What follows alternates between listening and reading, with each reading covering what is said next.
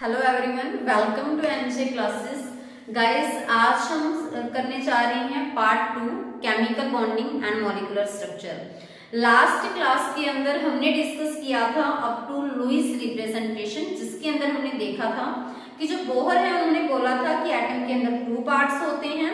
कौन कौन से? Nucleus and shells. ठीक है, एक बार रिवाइज कर लेते हैं सो दैट आपको भी वो थोड़ा रिमेम्बर हो जाएगा कि हमने कहाँ तक कर लिया था। और उस बट जो लुईस नाम के साइंटिस्ट आए उन्होंने ये बोला कि क्यों इतना ज्यादा कॉम्प्लेक्स किया चीजों को। उन्होंने ये बोल दिया कि एटम के अंदर बेसिकली 2 पार्ट्स होंगे, एक तो कर्नेल और एक वैलेंस शेल। उन्होंने मीन्स की वैलेंस शेल पे बहुत ज्यादा फोकस किया। कर्नेल क्या था? न्यूक्लियस, और इनर शेल्स को हमने कर्नेल बोला था, और आउटर मोस्ट जो शेल है वो that is called valence shell. और वैलेंस शेल के अंदर कितने भी इलेक्ट्रॉन हों उनको हम क्या कह देते हैं? Valence electron. तो उसके बाद हमने देखा था कि लुईस ने ये बोला कि जो वैलेंस शेल के इलेक्ट्रॉन हैं उसी को उस एटम के सिंबल के ऊपर रिप्रेजेंट किया जाए, उस एलिमेंट के ऊपर रिप्रेजेंट किया जाए। ठीक है, जिसको हमने क्या बोला था? Lewis representation. और रिप्रेजेंट कैसे किया जाए? डॉट की फॉर्म में, जिसको हमने बोला इलेक्ट्रॉनिक डॉट रिप्रेजेंटेशन। ठीक है, वो उसका इलेक्ट्रॉनिक डॉट स्ट्रक्चर हो जाता है। ठीक है, तो आज हम डिस्कस करते हैं कि जो लुईस ने रिप्रेजेंटेशन दी थी उसी टॉपिक को आगे हम कंटिन्यू कर रहे हैं। लुईस ने जो रिप्रेजेंटेशन दी थी तो उन्होंने किस चीज पे मेन फोकस किया था? उन्होंने फोकस किया था वैलेंस इलेक्ट्रॉन के ऊपर। ठीक है, और वैलेंस इलेक्ट्रॉन क्या थे? सबसे बाहर वाली शेल के इलेक्ट्रॉन। तो उन्होंने जब वैलेंस इलेक्ट्रॉन के ऊपर फोकस क्यों किया? क्योंकि वैलेंस इलेक्ट्रॉन ही होते हैं जो किसके अंदर पार्टिसिपेट करते हैं? बॉन्ड बनाने में। और बॉन्ड मैंने आपको बोला था, जैसे एक एटम ए है दूसरा बी है, तो ए और बी के कंबाइन होने से क्या बनता है? मॉलिक्यूल बनेगा। तो मॉलिक्यूल के अंदर भी तो 2 एटम इकट्ठे हैं, यानी कि उनके अंदर कोई तो बॉन्ड होगा। तो bond is a force of attraction between atoms. ठीक है, तो देखिए, तो इन्होंने बोला कि जो वैलेंस इलेक्ट्रॉन होते हैं ना वही इंपॉर्टेंट है, क्योंकि वही बॉन्ड बनाने में पार्टिसिपेट करते हैं। ठीक है, तो इसी वजह से हम वैलेंस इलेक्ट्रॉन को ज्यादा इंपॉर्टेंस देते हैं, क्योंकि बॉन्ड फॉर्मेशन में मेन रोल ही किनका है? वैलेंस इलेक्ट्रॉन का। क्लियर है? तो जब हमारे पास बॉन्ड बनते हैं, बनते कैसे हैं? जैसे मैं एक एग्जांपल देती हूँ आपको। मैंने एग्जांपल ले लिया सोडियम का। ठीक है, तो सोडियम के अंदर हमें पता है हम उसका लुईस रिप्रेजेंटेशन ऐसे करेंगे। सोडियम का सिंबल Na है, और आपको पता है कि 1s2 2s2 2p6 3s1 ये चीजें आपको करवा रखी हैं। ठीक है, तो हम बार बार उसको रिपीट नहीं करेंगे। 3s1 तो बाहर वाली शेल के अंदर कितने इलेक्ट्रॉन्स हैं? 1। तो लुईस रिप्रेजेंटेशन में मैंने ये चीज आपको बताई थी ना कि जितने वैलेंस इलेक्ट्रॉन हो उतने ही हमको क्या रिप्रेजेंट करने होते हैं? डॉट रिप्रेजेंट करने हैं। सो वैलेंस शेल में अगर 1 इलेक्ट्रॉन है तो मैंने 1 डॉट रिप्रेजेंट कर दिया। ठीक है, अभी देखिए आप, मैंने एग्जांपल ले लिया गाइस क्लोरीन का। तो क्लोरीन की वैलेंस शेल के अंदर देखिए 1s2 2s2 2p6 3s2, समझ रहे हो ना? तो आफ्टर दैट 3p5। तो बाहर वाली शेल के अंदर कितने वैलेंस इलेक्ट्रॉन है? 7। तो इसी वजह से मैंने यहाँ पे क्या रिप्रेजेंट कर दिया? क्लोरीन में 7 वैलेंस इलेक्ट्रॉन। क्लियर है? और ये मैंने आपको लास्ट टाइम भी करवाया था। तो सोडियम की वैलेंस शेल में 1 इलेक्ट्रॉन है, क्लोरीन की वैलेंस शेल में 7 इलेक्ट्रॉन है। क्लियर? तो अभी देखिए मैं इनको यहां रिप्रेजेंट करती हूं।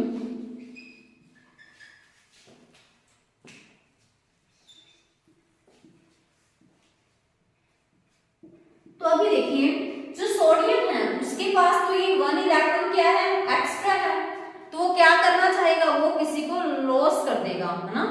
तो अगर वो अपनी चीज मतलब अपना इलेक्ट्रॉन किसी को दे देगा, अगर वो इलेक्ट्रॉन दे रहा है किसी को तो अच्छा काम कर रहा है, तो इसकी वजह से सोडियम के ऊपर क्या साइन आएगा? पॉजिटिव।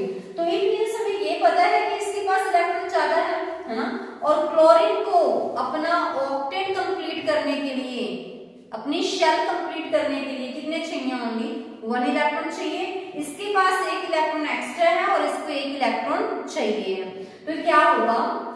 जो इसका इलेक्ट्रॉन है ये अपना इलेक्ट्रॉन इसको दे देगा, क्योंकि इसके पास इलेक्ट्रॉन ज्यादा है, ये रिच है, और इसके पास इलेक्ट्रॉन कम है और ये क्या है, पुअर है।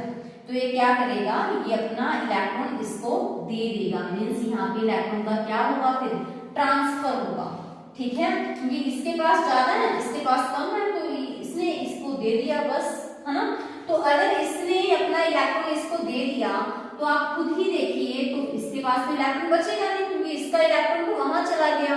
तो इसके ऊपर इसने अच्छा काम किया है ना, इलेक्ट्रॉन डोनेट किया है, तो डोनेशन के लिए हम क्या लगाते हैं, पॉजिटिव साइन। कितने इलेक्ट्रॉन डोनेट किए, 1, तो मैंने 1 पॉजिटिव लगा दिया।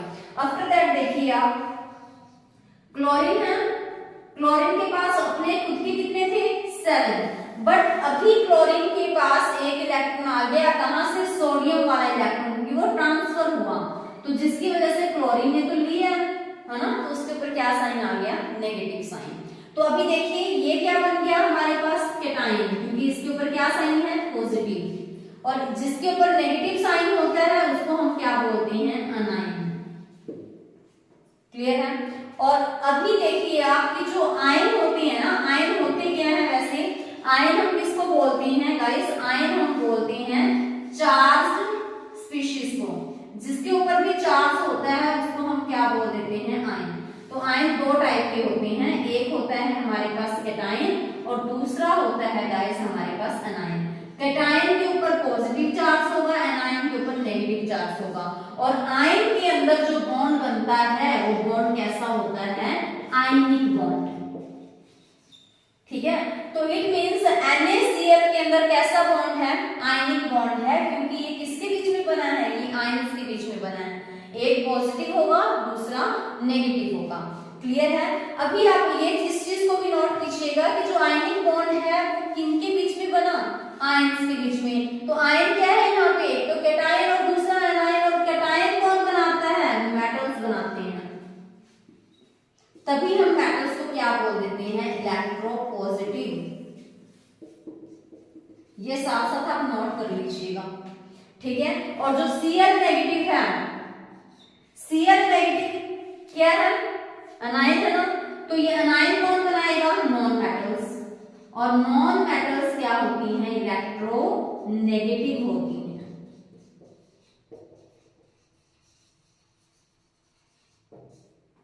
क्लियर है इतना सभी को। अभी एक चीज और नोट कीजिएगा कि जो NaCl है, देखो अभी इसने डोनेट कर दिया और इसने ले लिया, इसने लॉस किया और उसने गेन किया, तो अभी इनके अंदर आयनिक बॉन्ड बन गया, और ये कैसा स्ट्रक्चर बनाए, सॉरी ये कैसा कंपाउंड बनेगा यहाँ पे हमारे पास NaCl, तो this is a ionic compound. तो देखिए आयनिक कंपाउंड है NaCl, ठीक है, जिसको हम टेबल सॉल्ट बोलते हैं। तो आयनिक कंपाउंड के अंदर कैसा बॉन्ड होगा, आयनिक बॉन्ड होगा। आयनिक बॉन्ड कैसे बना, इलेक्ट्रॉन के ट्रांसफर से, by the transfer of electron, क्योंकि यहाँ पे एक ने इलेक्ट्रॉन दिया और दूसरे ने इलेक्ट्रॉन लिया, जिसने दिया वो क्या है, मेटल है, सो उसके ऊपर इसी वजह से उसने इलेक्ट्रॉन लॉस किया, और लॉस करने के बाद पॉजिटिव चार्ज आया, that's why we can say कि मेटल्स आर इलेक्ट्रोपॉजिटिव।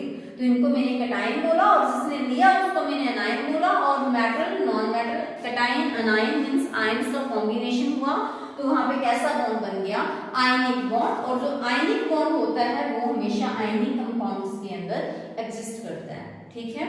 तो आप इसको भी नोट। गाइस अभी हमने देखा कि जो बॉन्ड है वो इलेक्ट्रॉन के ट्रांसफर से भी बनता है, जिसके अंदर इलेक्ट्रॉन का ट्रांसफर होता है ना, तो बट ऐसा जरूरी भी नहीं होता, ऐसे बॉन्ड भी होते हैं जिनके अंदर इलेक्ट्रॉन्स की शेयरिंग होती है, तो उन बॉन्ड्स को हम क्या बोलते हैं, that is called covalent bond.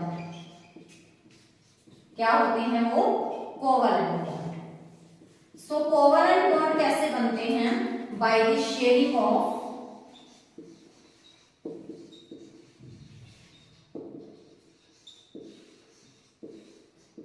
Electrons. So electron की शेयरिंग से कैसे बॉन्ड बनेंगे, कोवैलेंट बॉन्ड, ठीक है। और वो बनते कैसे हैं आपको बताते हैं अभी। जैसे क्लोरीन है, ठीक है, क्लोरीन के अंदर कितने Cl के एटम्स हैं गाइस, 2 एटम्स हैं, तो मैंने इनको अलग से रिप्रेजेंट कर लिया। तो देखो अभी हमें सारे इलेक्ट्रॉन रिप्रेजेंट करने की जरूरत नहीं है, क्योंकि लुईस रिप्रेजेंट रिप्रेजेंट करना होता है। क्यों? क्योंकि वैलेंस इलेक्ट्रॉन ही तो है जो बॉन्ड फॉर्मेशन में पार्टिसिपेट करते हैं और हमें क्या कंप्लीट करना होता है, इनको स्टेबल बनाना होता है, इनको ऑक्टेट रूल फॉलो करवाना होता है। तो अभी देखिए जो क्लोरीन है Cl2 है, मैंने दो क्लोरीन यहाँ पे रिप्रेजेंट कर दिए। गाइस जो क्लोरीन है, क्लोरीन के पास वैलेंस शेल के अंदर कितने इलेक्ट्रॉन होते हैं? 7। कितने इलेक्ट्रॉन होते हैं इनके पास? 7। ठीक है, और 7 ही मैंने यहाँ पे रिप्रेजेंट कर दिए। ठीक है, लास्ट के अंदर क्या था कि सोडियम क्लोराइड वाले केस में कि एक के पास इलेक्ट्रॉन ज्यादा थे तो मैंने उसको इलेक्ट्रॉन रिच बोला, और एक के पास इलेक्ट्रॉन कम थे जिसको हमने इलेक्ट्रॉन पुअर बोला। सो उन्होंने क्या किया, जिसके पास ज्यादा थे उन्होंने दे दिए जिसके पास कम थे। बट अभी यहाँ देखिए, यहाँ पे तो क्लोरीन, इसको भी एक चाहिए और इसको भी एक चाहिए, तो ये फिर क्या करेंगे ये? तो ऐसे में दोनों के पास इलेक्ट्रॉन की कमी है तो वो फिर इलेक्ट्रॉन को शेयर करेंगे। ठीक है, और शेयर कैसे करेंगे ये, इस चीज को देखिए। तो ये इससे शेयर कर लेगा एक, ठीक है, और ये इससे शेयर कर लेगा एक। मीन्स ये मिलके काम कर रहे हैं। इसके पास 7 थे, इनको 8 कंप्लीट करने हैं तो इन्होंने इससे एक शेयर कर लिया। ठीक है, इसके पास 7 थे तो इन्होंने इससे एक शेयर कर लिया, तो ये मिलके क्या बना देते हैं? एक बॉन्ड। तो इस बॉन्ड को हम क्या बोलते हैं? Covalent bond. ठीक है, तो कोवैलेंट बॉन्ड कैसे बनता है? इलेक्ट्रॉन की शेयरिंग से। तो जो ये कोवैलेंट बॉन्ड है वो भी फर्दर अलग अलग टाइप का हो सकता है। वो सिंगल कोवैलेंट बॉन्ड भी हो सकता है, वो डबल कोवैलेंट बॉन्ड भी हो सकता है, और ट्रिपल भी। Single covalent bond,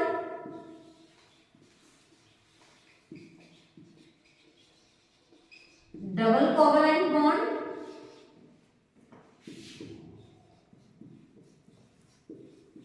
triple covalent bond.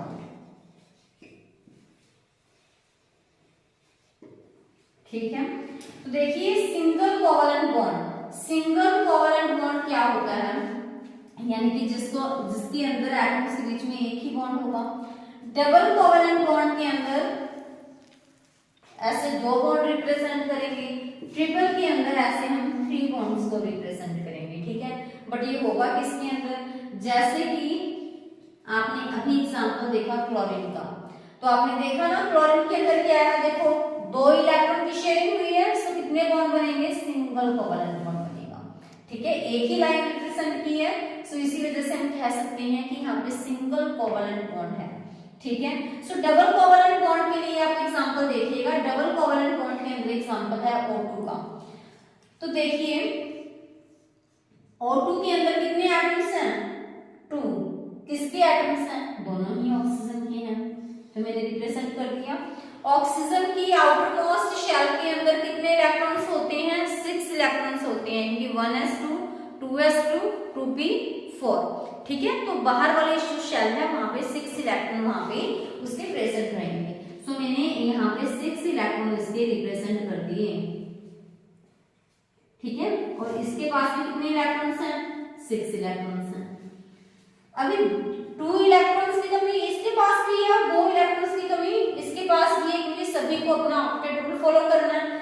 सो इसके पास भी 2 इलेक्ट्रॉन की कमी है और इसके पास भी कमी है, तो करेंगे क्या? अगर ऐसा होता कि एक के पास ज्यादा होते दूसरे के पास कम है तो वो ट्रांसफर कर देते, बट अभी ट्रांसफर तो नहीं कर सकते, तो क्या करेंगे? वो शेयर करेंगे। जैसे 6 है तो इसने इसके साथ वो शेयर कर ली, मींस दोनों ही एक दूसरे की हेल्प कर रहे हैं। अभी इसके पास भी 6 है तो ये भी क्या कर लेंगे? शेयर करेंगे। तो यानी कि देखो शेयरिंग का मतलब पता है क्या है? जैसे आप यहाँ देखो, इसका मतलब है कि देखो ये 6 इलेक्ट्रॉन अकेले क्लोरीन के हैं, ये 6 इलेक्ट्रॉन अकेले इस क्लोरीन के हैं, बट जो ये सेंटर वाले शेयर्ड इलेक्ट्रॉन हैं, ये वाले शेयर्ड इलेक्ट्रॉन हैं जिसकी हेल्प से ये बॉन्ड बना। तो जो ये शेयर्ड इलेक्ट्रॉन है ये दोनों के होंगे। ठीक है, सो क्लोरीन के पास 6 + 2 8 हो गए और इसके पास में 6 + 2 8 हो गए। तो अभी देखो इस ऑक्सीजन के पास 4 तो ये खुद के हैं, ठीक है, जो बिल्कुल इसके हैं, बट ये वाले जो शेयर्ड इलेक्ट्रॉन है ना ये दोनों के हो गए, तो 4 + 4 8, और इस ऑक्सीजन के भी 2 4 और ये 4 8। तो यहाँ पे कितने बॉन्ड बने हैं? 2 बॉन्ड बने हैं। ठीक है, जिसको मैं अलग मार्कर से रिप्रेजेंट कर देती हूँ। तो ये क्या है, डबल कोवलेंट बॉन्ड, ठीक है। आफ्टर दैट देखिए triple covalent bond. Triple covalent bond किसके अंदर एग्जिस्ट करेगा, नाइट्रोजन के अंदर एंड ब्यूटेन। कैसे देखते हैं, नाइट्रोजन के अंदर हमने 2 एटम्स ले लिए, ठीक है, तभी तो N2 का एक मॉलिक्यूल बनेगा। तो इसके बाहर वाले शेल में कितने इलेक्ट्रॉन्स होंगे, 5, 1s2 2s2 2p3, ठीक है।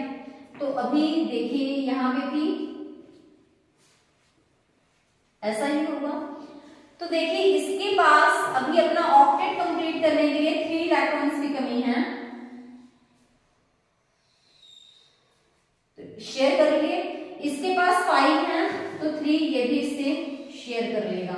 तो यहां पे देखिए कैसा बॉन्ड बना,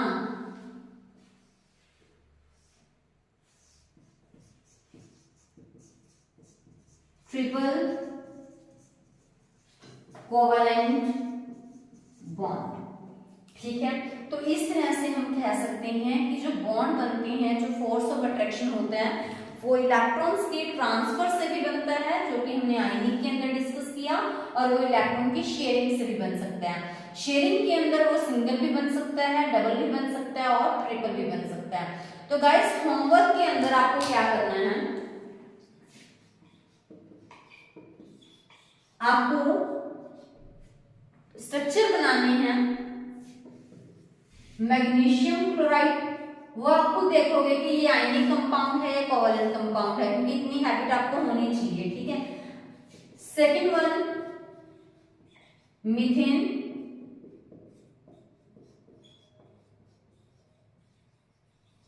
थर्ड आप बनाओगे एल्युमिनियम क्लोराइड। ये आपका होमवर्क रहेगा, क्लियर है। तो गाइस ये थी हमारी आज की क्लास। वन थिंग मोर जो मुझे आपको आज बतानी है कि संडे वैसे हमारी कोई क्लास नहीं होती, बट संडे हमने सोचा है कि हम क्वेश्चन प्रैक्टिस करवाएंगे आपको। तो आपको संडे भी एक क्लास आया करेगी जिसके अंदर आपको क्वेश्चन प्रैक्टिस करवाए जाएंगे, ठीक है। Thank you.